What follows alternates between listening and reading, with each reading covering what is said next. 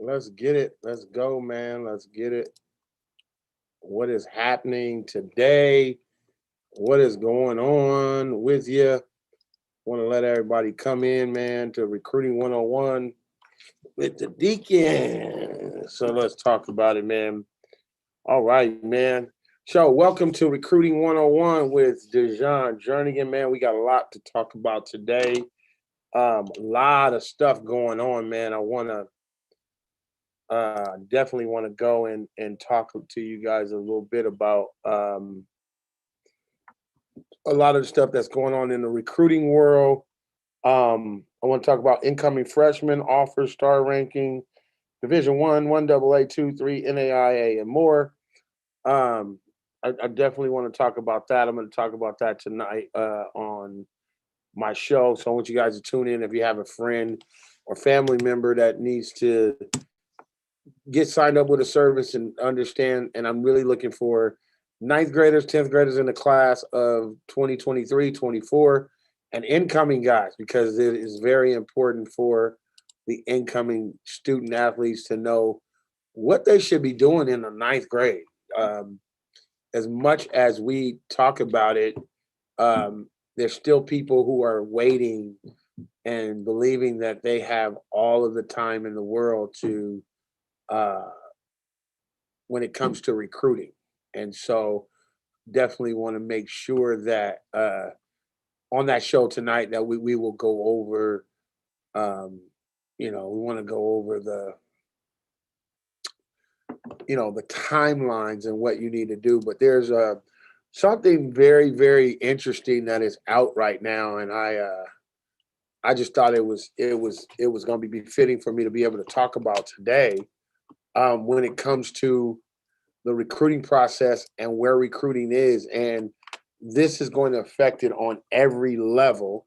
So I want to talk about that. I also want to speak to you guys a bit about um, college recruiting and youth football, um, and not in youth football, college recruiting and youth football, but how youth football is vastly changing right before our eyes, and how I think people need to really get a better understanding of.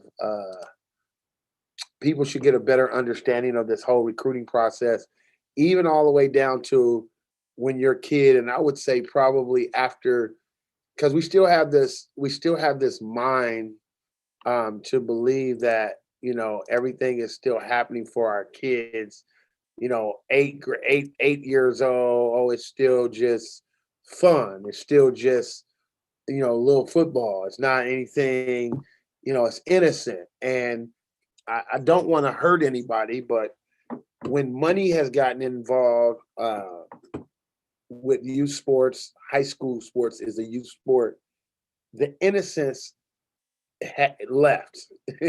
So I want us to understand that the innocence is gone, in a sense. The wholesomeness of Friday night and good old Saturday football is really not there anymore, especially when we start talking about this in the recruiting world. Okay. And so you definitely want to make sure that it is something that you are really taking heed to understand that understand that part. And so as others are coming into the podcast, I want to make sure that we definitely, this is one that I'm probably, I'm going to, go ahead and record on this computer, because I think it's one of those things that, needs to be said. And so we're also going to be just talking about looking for 23, 24, and 25 and why. So from a recruiting perspective, let's talk about this. Something came out today from 247sports.com, one of the world's number one, college uh, uh, recruiting sites, where kids are totally on from all over the country. Kids are trying to get on this site, as their name gets on the radar. I have a number of clients that are on that site, but I want to really share with you something that came out that is going to affect college recruiting, high school recruiting, junior college recruiting. I say it all the time, but I don't know if anybody watches this site as much as I do, because it's my business. But as many of you guys that are going to watch this, because for the reason to be able to see the different avenues of what's going on. And so today on 24/7 Sports, I'm going to share my screen. I want people to see this, and how much this is going to affect the recruiting world. But on 24/7 Sports, it came out today with the college football transfer portal top 100, a new number one for the 2021 season. And somebody says, well, why is this, so this is going to have so many and has so many implications on the class of 2021, along with the class of 2022 and how recruiting is done.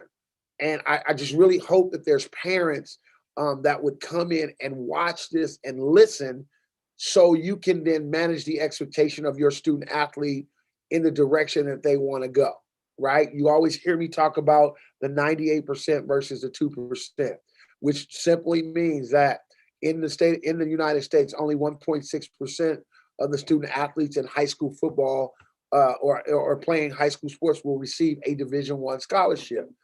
We like to say 2%, which leaves the 98%. Everybody else is fighting for a Division I AA or D2 or NAIA or Division III, whatever it may be. But this transfer portal and coming out of COVID has changed the scope of everything. And so we want to make sure that when I'm watching this, I'm sharing this information that you might have a better understanding when your kid starts naming schools that they want to attend, and that they understand that they're not being recruited against kids from just their particular area. They are being recruited against kids across the country. So if you're in Bakersfield, you have all of Bakersfield, all of Central Valley, all of California, Northern California, Southern California, along with uh, Texas, Florida, Michigan, Ohio, and everyone else. But now, as well as junior college players, and now transfer portal guys who went to bigger schools are going from one Power Five to the next, which this is what we call, I mean, it's a numbers game. And so what it does is it changes the scope of each class and the next class. And so when you're saying, well, I don't need a service, I don't need anybody help. I'm gonna talk about the camps again. I put out something again. The camps are coming, and we got high school coaches. I'm writing them on the board. I'm talking to my high school coach, and he's like, man, we're gonna go to this camp. We're gonna try to get some kids here. This first time I'm hearing coaches wanting to take vans of kids and go, because the scope of this whole thing has changed. It's changed. And so you want to make sure your kid understands it. So we usually have a top 100 in the state or top 250 across the country. Now there's a top 100 transfer portal list. And what that does is that trickle down effect affects junior college football. So a lot of people, oh, you just go to JC, don't go to prep. This is why kids are going to prep, to give themselves another edge and their clock not starting. Because when you look at this list, and I just want to go over this first 10 group of guys. Here's this guy, Henry Tutu. I don't know how he says it. Linebacker, left Alabama from Tennessee. He's going to Alabama. Okay, that's a linebacker spot that you could say, well, I got an All-American junior college guy that was great, or a high school guy that was great. That's a spot taken. That's a scholarship taken. Eric Gray, one of the positions I'm watching very close. My son is this, and why there are so many schools and coaches saying we cannot, we're not going to be able to evaluate or even look at running backs. I talked to a 1AA yesterday, Sac State, tell you right now, 8 scholarship running backs. Somebody's gonna have to change their position. They're not gonna play all of them. And so when you look, here's a kid from Tennessee that goes to Oklahoma, Power 5 to Power 5. A kid from LSU who's uncommitted right now. Probably a ton of schools looking at him. A kid from Clemson going to Florida. Kid from Nebraska going to Kentucky, Clemson to LSU. And you go through this and you go, oh, okay, all right, whatever. No, if these are schools that your kid is being recruited by or desire to be recruited by, they're letting you know where they shop right now. They are shopping in the portal. They are shopping in the transfer portal. Here's the next 10 guys, right? Ty Chandler from Tennessee. It's not everybody left Tennessee and went to North Carolina. A quarterback from and quarterback dash. Please listen.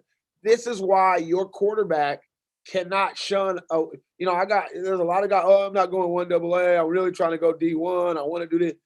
Well, if you didn't do well this last year in the 2021 5-game season, and you're going into your senior year and you're talking to D3s, NAIAs, Ivy Leagues, you better talk to everybody you can, because we're going to look at the quarterbacks on here. Here's Mackenzie Milton from Central Florida to Florida State, right? It means here there's another kid that it may have opened up at Central Florida, but Florida State, they lost one. They're shopping.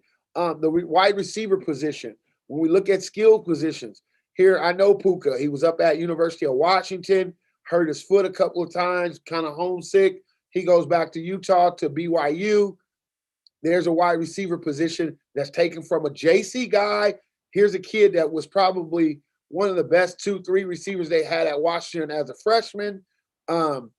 It played a little bit sophomore year, COVID year, decided I'm going to leave and go to BYU. He takes away an independent mid-major scholarship from another, high school kid, maybe JC guy.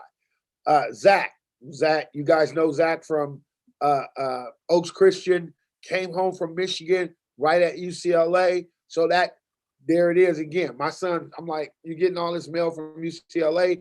They just got this guy.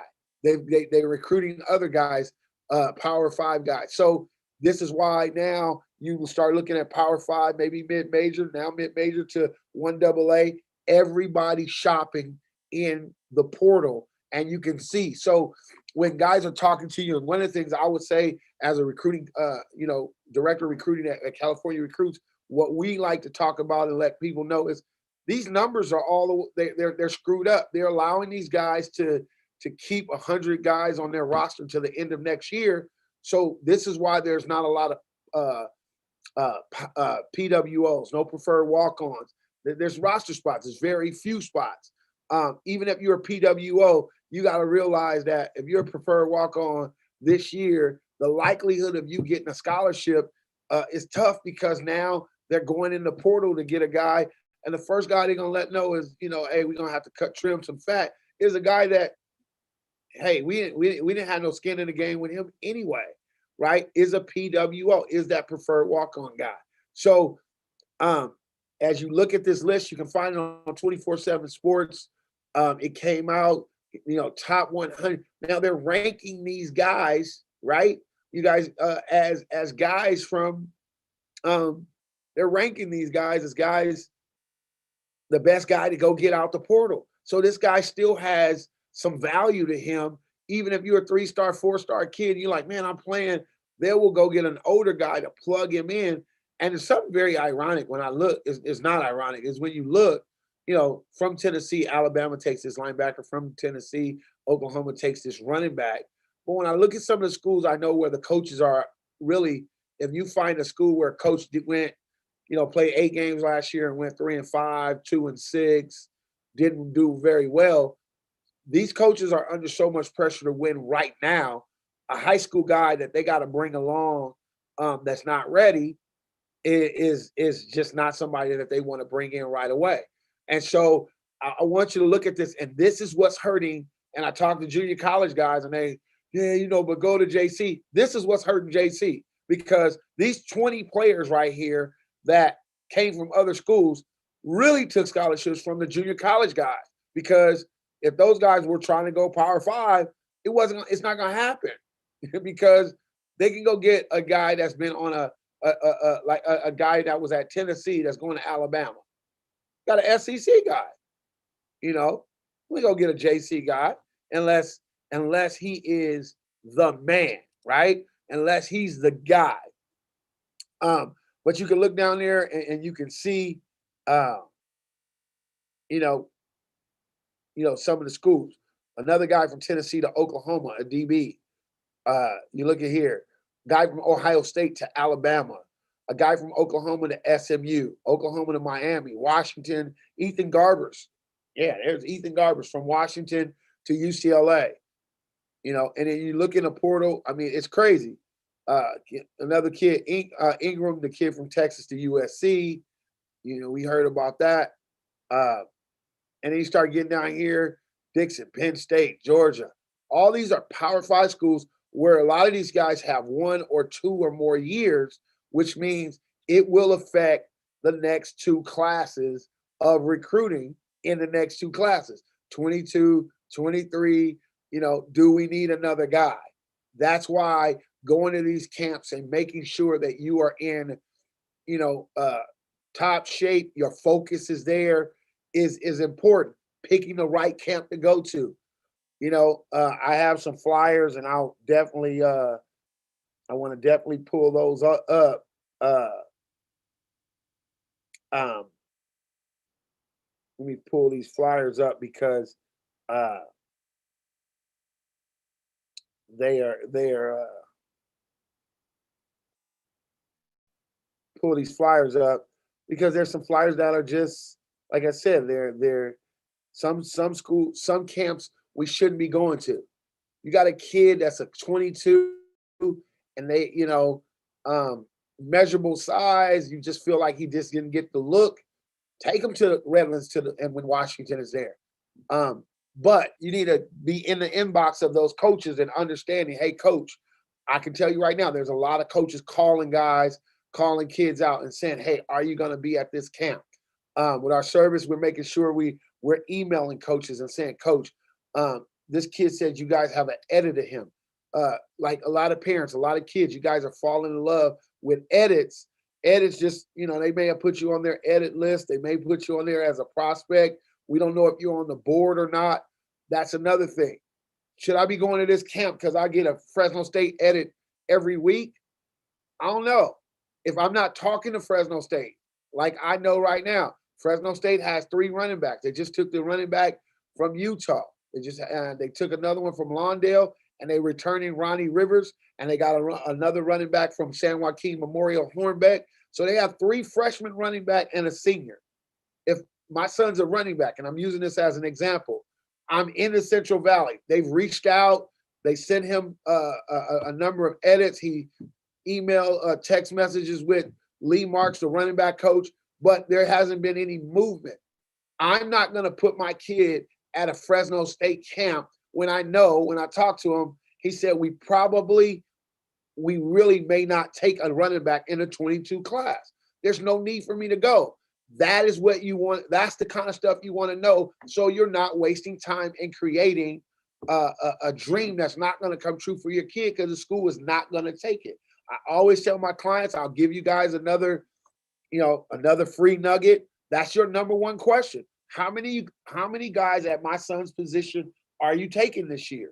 That's the most important question on, okay, I'm going to the Oregon camp, class of 2022, Oregon there, they're going to see me.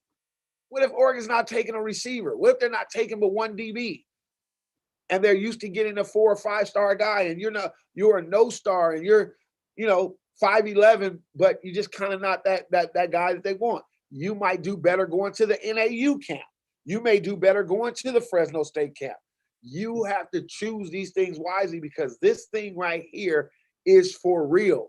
The portal is for real. And now they got a top 100 list. So this is what these college coaches are going to do and go, oh, man, he's available.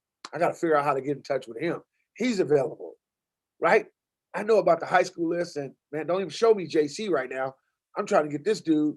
He's a transfer. I can tell you, a kid just transferred from Arkansas Pine Bluff, wide receiver, 6'3", 75 catches, 1,250 yards, 17 touchdowns. Arkansas Pine Bluff is NFL grade, is a third-round pick. He just enrolled at the University of Nevada, outside receiver. Well, Nevada already has Romeo Dobbs, NFL prospect. They also have Elijah Cooks. They also have Cole Turner, the tight end. So now you got four guys right now, four guys on that team that are potentially. Romeo has 2 more years. Cookie is a graduate now with 2 more years, and Cole has this year and another year. But they're all looking to go to the NFL. If I'm a high school receiver, is that somewhere where I may want to look at? Yeah, if all 4 of them leave. But if all 4 of them don't go, that ain't a place I really want to be probably going, because may not be enough balls for me there. Then you got 3 of the best slots in the Mountain West in Milquan Stovall and Jamal Bell and Isaac Jernigan. You got guys there. They got 9 receivers there that potentially are really good players. You need to understand the numbers. So when people say, "Oh, don't use a service," that's what a service should be doing. Really finding out the numbers for you, so you're not spending time at the wrong events and camps and spending it and then going, "Man, this is all about politics." Yes, it is. But the politics don't happen when you understand the number, when you are asking the right question, when you are not saying it's D1 or bust. It's D1, D2, because this right here will tell you and show you that as long as the kids can transfer after 1 year anywhere with no penalty, it is going to affect recruiting, and everybody is going to need at some point, at some time, some type of representation or somebody that's going to be able to get a real question out from a coach about what the numbers are. When you call as a parent, so, "Hey, yeah, my son is really excited about your school," and da da da. They're not talking to you guys like they talk to most of the guys that are in our industry, because we're asking a direct question so we know. So, coach, if you're not going to be recruiting that guy, you're not going to be doing, "Yeah, but I know this. I know when they do this. Hey, yeah, we're not right now, we're not, they saying we're not going to take one, but that doesn't mean if somebody don't go down, we might take a running back." Okay, all that's good. I just need to know how to manage my son's expectation and where we're going to go to camp and what we're going to do, because I'm not going to throw anybody away. D3 call, I'm talking to that coach. NAIA call, I'm talking to that coach. D2 call, I'm talking to that coach. I am not going to put myself in this box to be disappointed, because right now it's May and there is a ton of kids sitting around going, "I really wish somebody would call me. I really hope and wish they would." And they're not. That's not what's going to happen. Okay. So I can tell you guys that as you look at this, Stephen Carr just went in the portal last Friday, I believe it was. He's the 39th. He made it in the top 100 players. He's already going from USC to Indiana. Right. And ties. I can tell you, if you have a kid right now talking about going in the portal, the longer you stay at a school not play and not get film, if you went to a Power 5 school and you're not playing, and the longer you stay and you're not playing, the less value you have in the portal. So if I wanted to, I could take you guys right here, right now, and take you to the transfer portal, and I can show you right now how many guys are still in here and they're not picked up. So just right here, we're on quarterbacks. The TCU 6'3", 218-pound, 3-star guy in the portal. Kent State quarterback in the portal. Appalachian State quarterback in the portal. Jason Shelley, I remember him, Utah State, in the portal. Another Tulane quarterback in the portal. David Summers, 3-star, 6'3", 205. So when we start talking about, measurables and this, that, and the other, there's a whole lot of measurable guys sitting in the portal right now. A whole lot. So what does that mean? Here's another pool of kids to recruit against your kid. So your 5'11" guy or your 6'1" guy with a rocket of an arm is not bigger than this Trad Beatty 6'5", 223-star kid from Temple who looks like he graduated high school in 2018. We're in 21. Bigger, stronger, older, from South Carolina, right? May come out. Let's look at how many offers he had coming out of high school. Temple, Appalachian State, Ball State, Brown, Campbell. Pretty intelligent guy. It looks like he's probably a grad transfer. 18, 2 years is 2021. He may have one, may have 2 years because last year didn't count. So here's a kid in the portal. You're gonna send your film, and what's gonna happen there? They're gonna do this. They're gonna look at your film, his age, how much bigger he is. Can he help us right now? And then they're going to go from there. And those are the type of things you need to understand. So parents, do not, again, shun anything or anyone in this recruiting process when it comes to this, to the portal, when it comes to recruiting, because this is what's happening right now on this recruiting level. So we want to make sure we got that part out, that the recruiting transfer portal top 100. This is absolutely crazy, right? So definitely one of those things that you want to make sure that you check out. Next thing on the docket right now is youth football, and recruiting. I think this is more or less for maybe my area, Fresno, and a lot of the parents who are still loving the thought and the idea of it being so innocent. Youth football.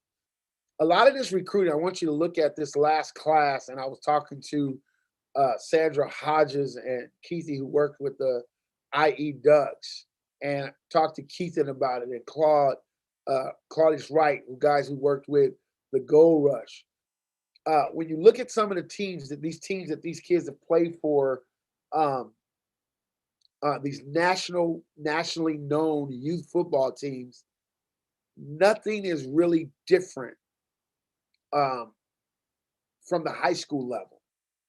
If your kid is going to play a high youth level football, it is not ironic, and nothing is going to be ironic for them to play a very good high level high school. So what we're seeing, and I want to say this more locally for our area, when you're playing in leagues that you're only playing the same kids over and over again, you are now putting yourself in that box of where this is where your recruiting is going to go. It's going to go as far as your local high school and your local little teams are going to go. So travel youth football is one of the biggest, fastest growing things there is. If you're going to play on the local level and you're going to play just right around and play the same kids over and over. I watched something in Bakersfield, and I asked somebody this question yesterday, a guy who owns a team, and he's an area rep or whatever you want to call it. And I said, can you name a kid in the last 12 years since I've been here that was a nobody that emerged? And when I say a nobody, was a 10 play kid, because we have play uh, rules with youth football here. A 10 play kid that turned out to be a stud in high school that you just didn't know, and he couldn't name it. And I said, exactly tells you where your youth football is. If there's no development, there's no travel, you're not playing teams outside of your little circle and outside of your bubble, then you can't have an expectation of your high school recruiting to be that much anything else, right? And so when you see the Ducks go to Florida and you see these guys play, I see Snoop going to Seattle and playing teams from everywhere. Then when those kids play a Modern Day or a Bosco or go somewhere, they're not enamored by the fact that, oh, that's this school, because we've been doing this for so long. We've been doing this since we were 7 or 8 years old of traveling and playing, and that's the difference in the youth world right now. And the youth world is really grasping the attention from this last Ducks team, this last Gold Rush team with Baldwin, and some of your other team, the OC Buckeyes. when you look at that entire Servite team, that's that 8th grade team that won nationals. When you look at the Ducks, I mean, that whole football team in this last 21 and 20 class are kids who played youth football together since they were 7 years old. And they held back together and they did all this other stuff. And you look at Chris Hudson and this kid and this kid and this kid and this kid over here and this kid, they're all playing Division I football. And so it says something about when you get into this. And here's what I'll say to parents, and they go, oh, well, we don't take it that serious and we're just doing this. But if we were talking about a musician and you were teaching your kid how to play the violin or the piano, it would be that serious at 6, 7 years old, because you would want them to be able to get into one of the best musical schools in the country. So when we talk about football and we talk about sports, why it shouldn't be any different in when we go and we're looking for the best teams and the best programs to put our kids in. That's going to help that have a winning attitude when you're doing this. So really understand that as this youth football season comes around. I know I see a lot of guys battling over kids and this and people taking kids, but is that group of kids going to play and stick together? And is that group of kids going to play at a high level? Or are they going to play where they're going to play a high level high school football? So they're not blown away by, whatever may come their way. Okay. So youth football is being, watched and looked at. I can tell you, 8th graders recruiting is starting earlier and earlier. How do all those 8th graders get offers, and how is this kid getting their name out there? It is happening earlier and earlier in this recruiting process. It's not happening your junior year. Mom, it doesn't happen. Well, we're just waiting for a senior year and we're going to see what's going to happen. It doesn't happen that way. I can go back to 24/7 and show you right now the class of 2023, what it looks like already across the country. 23, not 22, 23. Okay. In some places, they already have the numbers for 24. Some of the kids are starting to go to camps and do things in the class of 2024. So you definitely want to be able to do that. Look at that. So, Nate Munson travels locally, absolutely, with his flag team.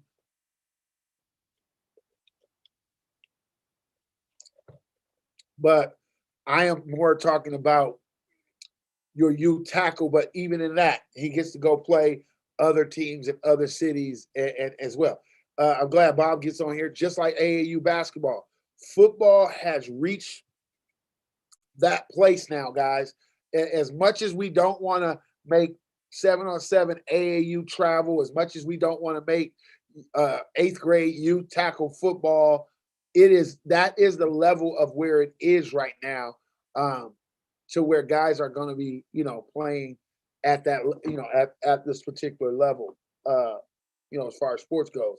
So a level of where college coaches are going to be, you can start attracting a coach by saying, this little 8th grader, this little, this 7th grader, man, he gonna be the man. You know what I mean? Like, it's not, it's happening.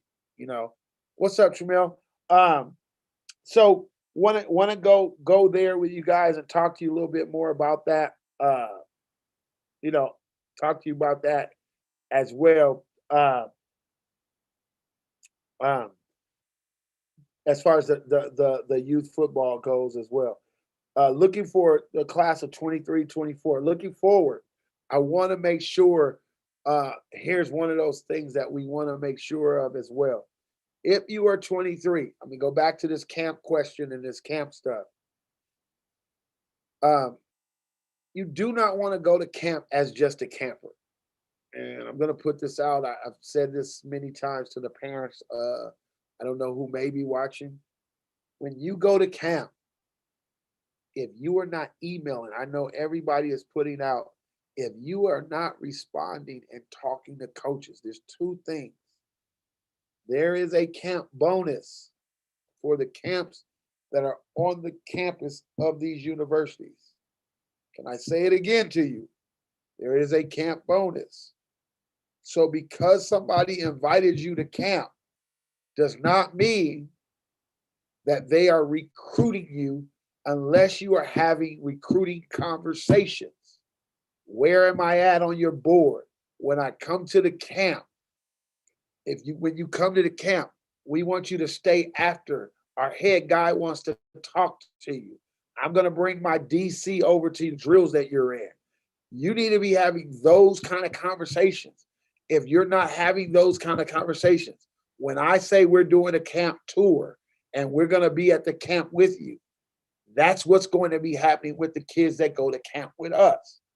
That is what you're paying for. So let's get the elephant out the room because everybody, well, I ain't gonna pay him. I'm gonna just take my kid myself. Great. Then you're taking a camper.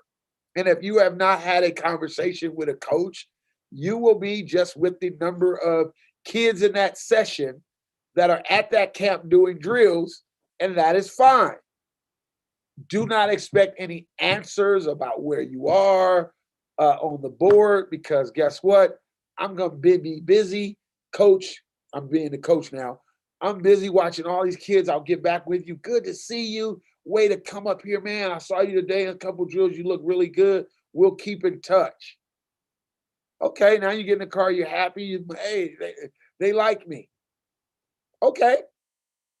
Come after the 4th of July, after those guys from get back from vacation, you're going to see kids get early offer, what we call early offer. The last week of actual visits will be in July. You're going to see kids get visits, official visits. They're going to be asked to come on official visits. They're going to be guys that would say, you know what, we'd like to give you an offer now. Our coach saw you at camp. We really didn't get to see you. And I'm going to tell you the importance. These coaches have not seen kids in a year and a half. They have not seen you because of COVID. You're bigger, you're stronger, you're faster, right?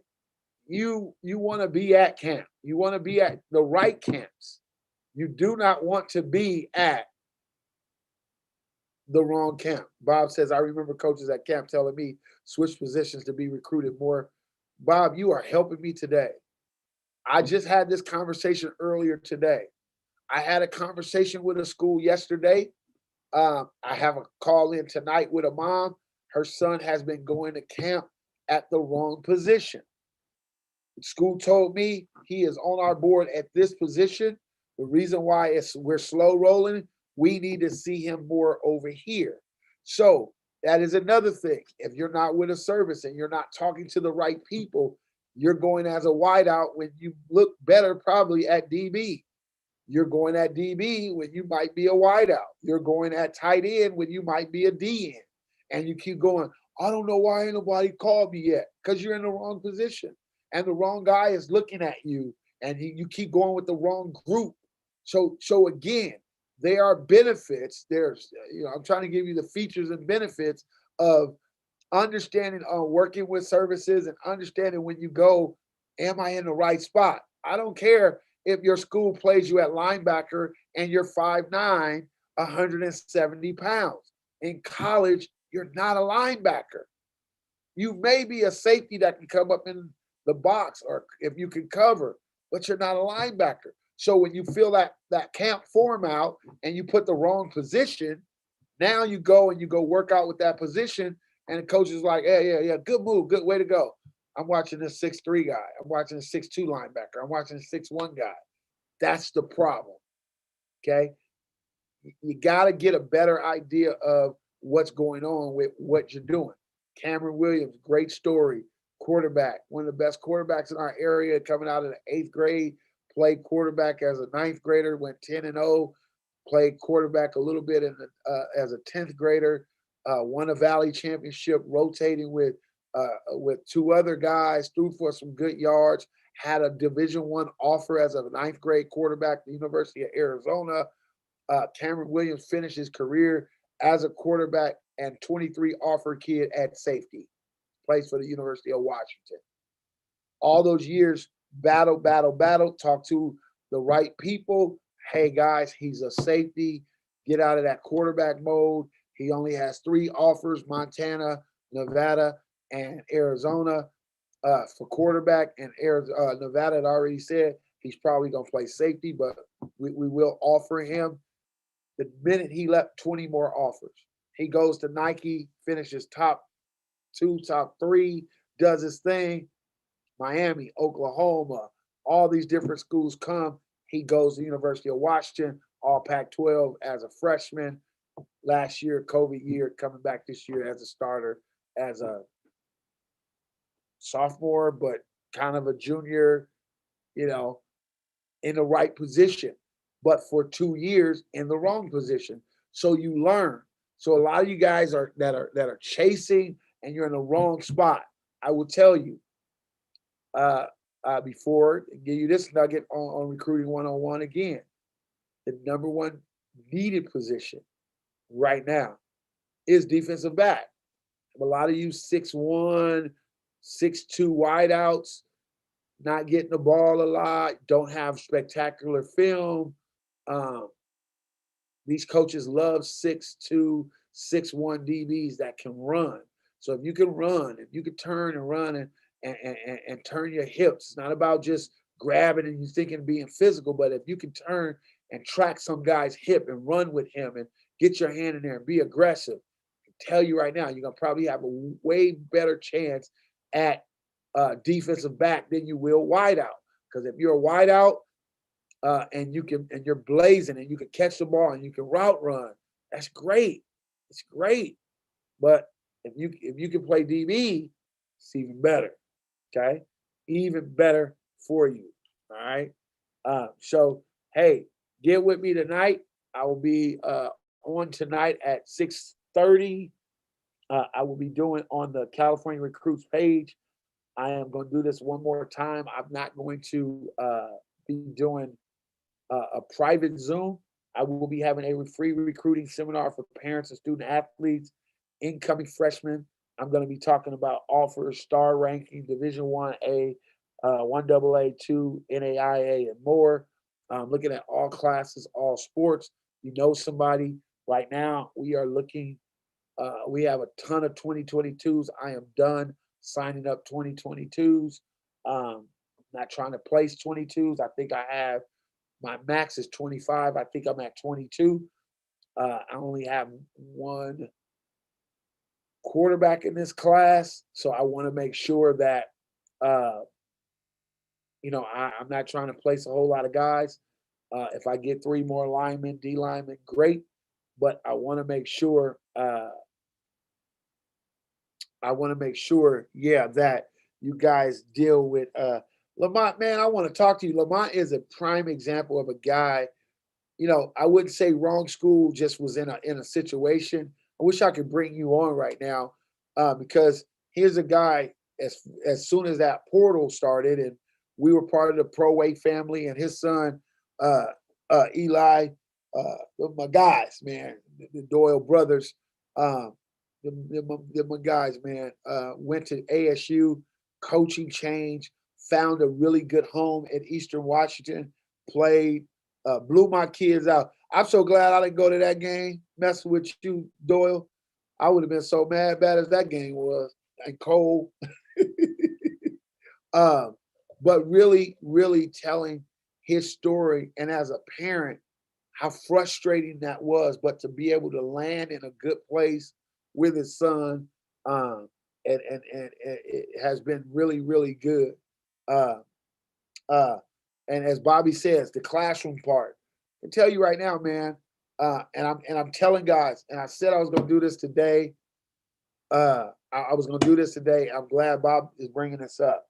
Let me share with you guys this about track, and I'm going to say this tonight again. I was one of those guys. Yeah, go work out with the track team.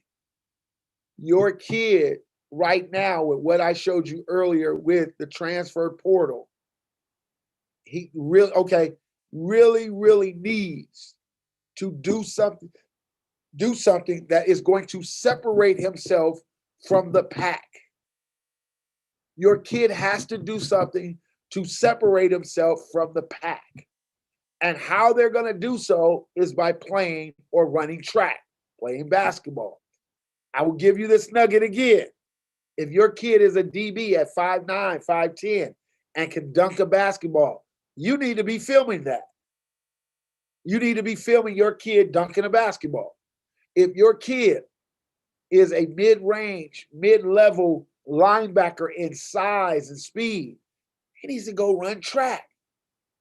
If your kid and another kid comes down to same measurables, grades, everything is right there, and this one runs track, it is going to say a lot about your kid. And so you're not running track. So let me share this with the kids so the parents can say it. This is how you tell your kid, because this is how the college coaches tell me. You are not running track to get a track scholarship. You are running track to get faster for football. Football speed and track speed is two different speeds. There are some guys like a Dory Jackson that just have a different type of track speed. Darnay Holmes, track speed. Curtis Conway, track speed, right? Those guys were different type of athletes on the football field because they were track and football guys, right? But when you go, if you lose every race, you are racing against yourself. You are racing to get faster for you. You play football where you are running in yards and little small spaces and working on quick twitch, fast twitch muscles and how to get 10 yards and 15 yards. You are not trying to run a marathon or run a 100-yard dash on the football field. So by you not running and that other kid runs, you have given that kid the edge in the recruiting process. So I will tell you again, run track. You are not there. I don't care. The same kids that will laugh at you,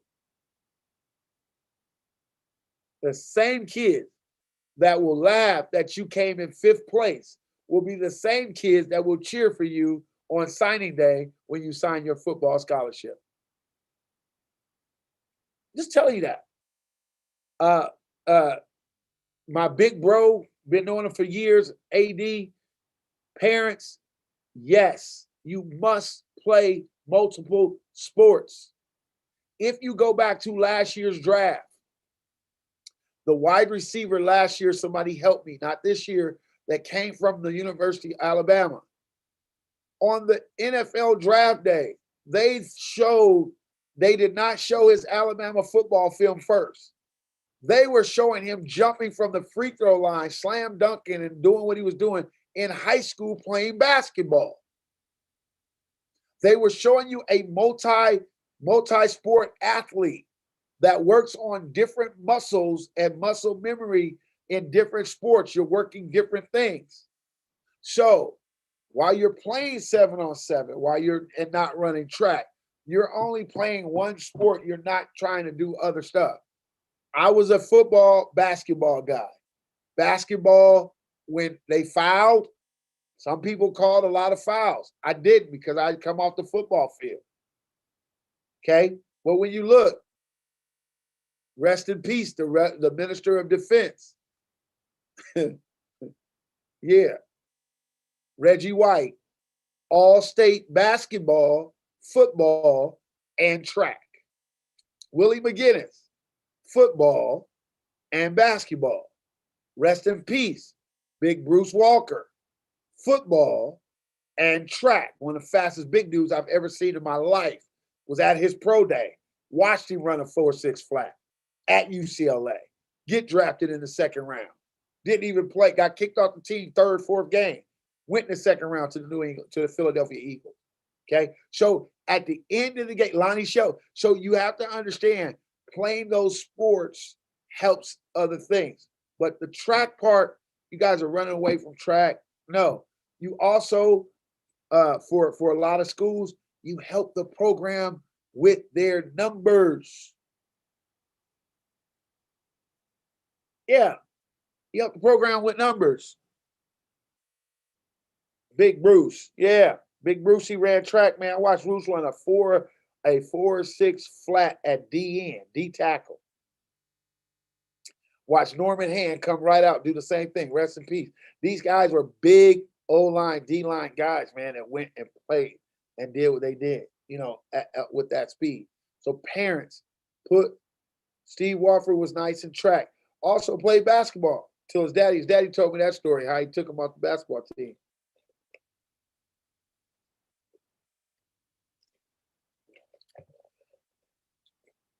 So you have to understand a lot of these guys did. It's so funny. I saw Robert Woods play against Robert Woods, Farmer. The whole Sarah football team played basketball. Ridgeview High School in Bakersfield, the basketball team was one of the best basketball teams in California that year. And the playoff game they lost. They lost to Sarah, which was loaded with like 8 football players. 8 football players. I was like, man, wait, y'all let the I'm a hooper. We don't let the football dudes beat us. But at the end of the day, the football dudes won. Cody Kessler was one of the best basketball players in his class in the Central Valley. Absolutely. So you want to do that. But parents, I'm seeing kids don't want to run track. Oh, I don't want to lose. I ain't going out here to lose. Well, no, who you losing to? You losing by not. You lost already because you're not running. So you need to run. You need to play basketball. And for the life of me,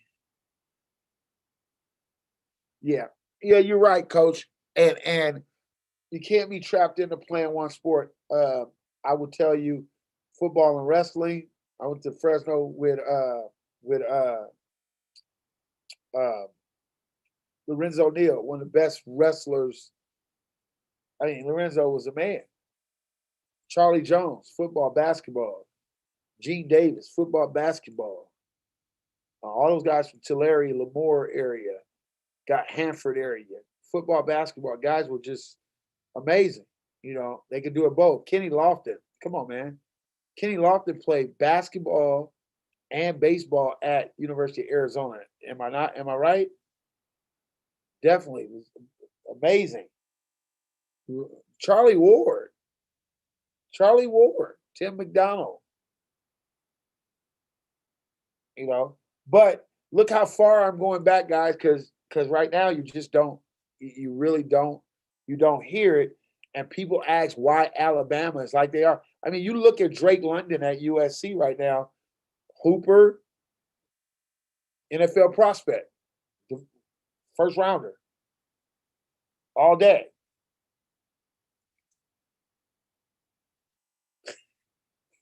Steve Broussard, three sport guy. Steve Broussard, and he told me a story the other day. I want to say I remember Steve playing baseball, but or maybe yeah, you know what? Gonzo did tell me that. Sonny told me that you played baseball with him at Manual. I think yeah, you guys played baseball together and football. Um, um, but he didn't play football until later on, right?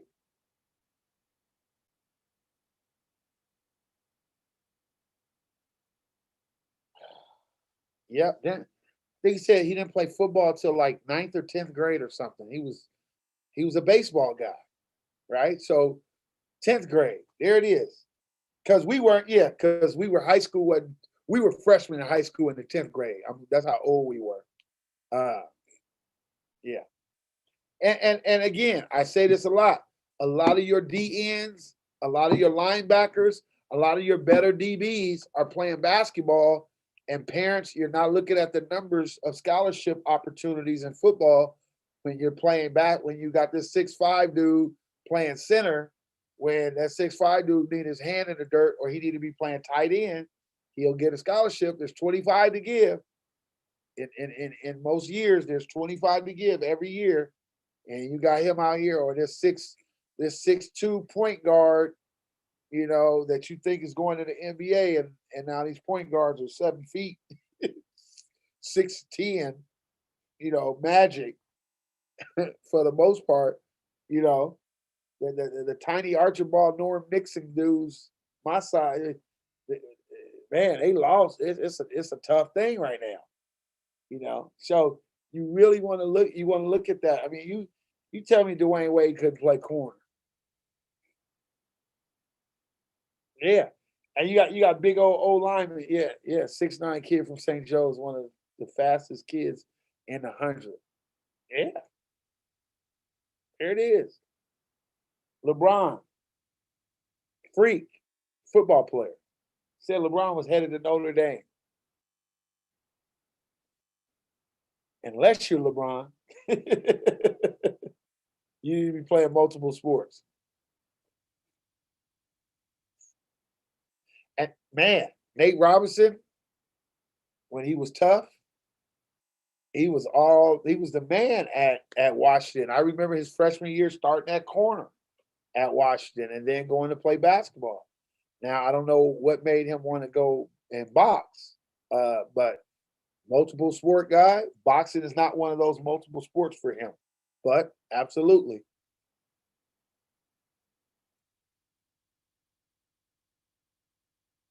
it's a lineman. Is that a lineman, Tramel? Steve, yeah, hey, yeah. Mawson, you right, Grim. Randy Moss played with White Chocolate. Was a nice Iverson, all state football. You got to be special in on that basketball court. I'm just telling you, special. I'm gonna go watch him, Travell. Travell, he a tackle, huh? And he got video. Where are they on you? To are they on YouTube? Those videos.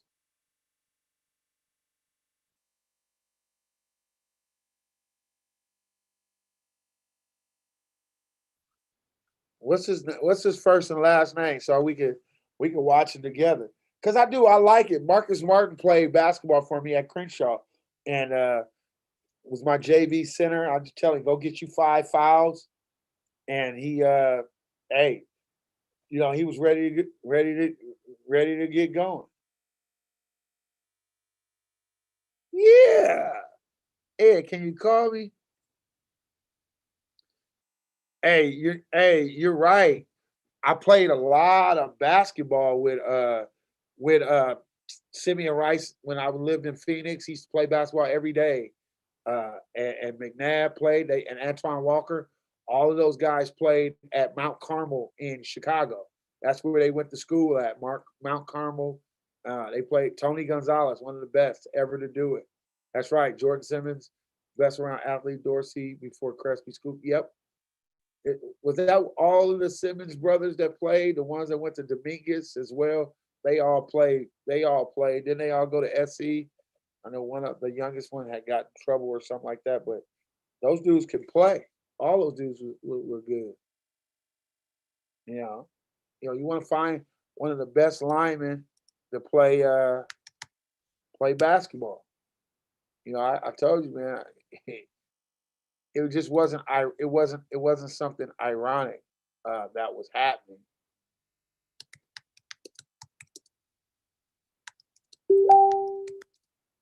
So that's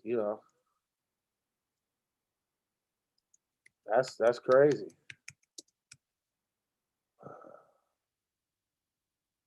I want to see this Kingsley Kingsley dunking the ball. I want to see who this big kid is. Man, you know,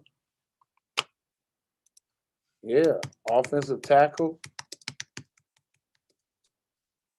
But that's the kind of stuff you need to be doing. You know, big guys. Playing. Oh yeah. Oh and he a poly dude. Oh yeah. Come on, Tramel. Come on, Tramel. He a poly dude. Yeah, I gotta see him. I'm gonna watch him with everybody. Let's watch him together. Let's see what he looking like, Tramel. Where you go? Oh, here you go. I slowly learn the game. I slowly learn the game. Yo, what up, Drew? What it do? Yeah, that's my Uncle Uso. Tell them it's proven we probably connect. Big guy. Slowly learn the game. Yo, what up, Drew? What it do? Yeah, that's my Uncle Uso. Tell them it's proven we probably connect. And I slowly learn the game. Yo, what up, Drew? What it do? Yeah, that's my Uncle Uso. Tell them it's proven we probably connect. And I slowly learn the game. We gotta watch it because you know, that's You know, that's big. That's Big Dave cousin. We might be promoting Big Dave cousin. You know, they all cousins.